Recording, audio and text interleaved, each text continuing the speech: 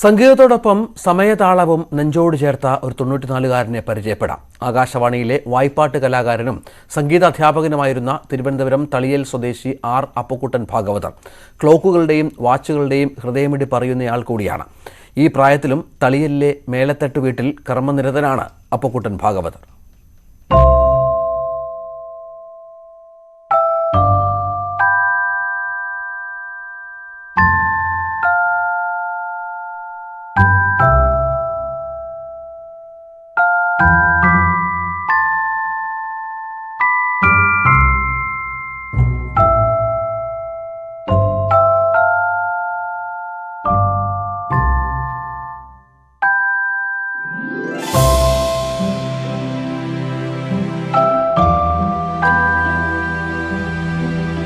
സംഗീതത്തിന്റെ ആദ്യ സ്വരങ്ങൾ അമ്മയിൽ നിന്നും വാച്ചിറപ്പേറങ്ങിന്റെ ബാലപാഠങ്ങൾ അച്ഛനിൽ നിന്നുമാണ് അപ്പുക്കുട്ടൻ ഭാഗവതർ സ്വായത്തമാക്കിയത്.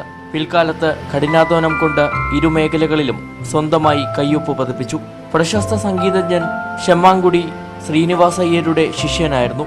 തമിഴ്നാട്ടിലെ പ്രമുഖ സംഗീത നാടക കമ്പനിയായ ഷൺമുഖാനന്ദ സഭയിൽ ബാലനടനായി ചേർന്നതാണ് അപ്പുക്കുട്ടന്റെ സംഗീത ജീവിതത്തിൽ വഴിത്തിരിവായത്.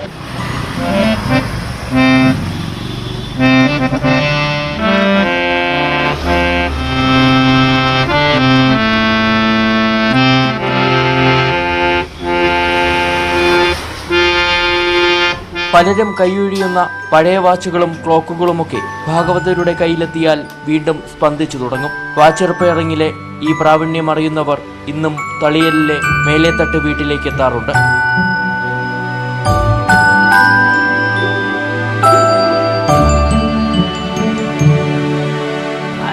ഈ പഴയ ക്ലോക്കുകളൊക്കെ നന്നാക്കാനായിട്ട് എല്ലാവരും പറയും, തളിയിൽ ഇങ്ങനെ ഒരു കിളവനുണ്ട്, അവിടെ ചെന്നാൽ ശരിയാക്കും. ഇപ്പോൾ വാച്ച് തെറ്റിക്കകത്തുള്ള വാച്ച് കടക്കാരെല്ലാം കാറിൽ 4-5 ക്ലോക്കുകളാണ് കൊണ്ടുവന്ന് ഇന്ന് ക്ലീൻ ചെയ്ത് വാച്ചുകൊണ്ട് പോകുന്നത്.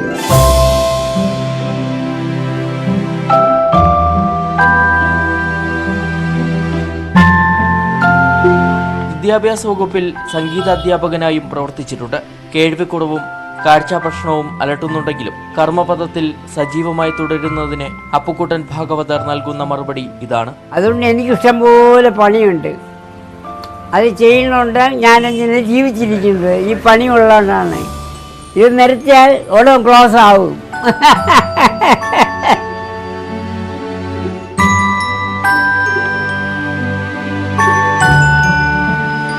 അരുൺ പാലോടിനൊപ്പം S S Sharan, news 18 Thiruvananthapuram.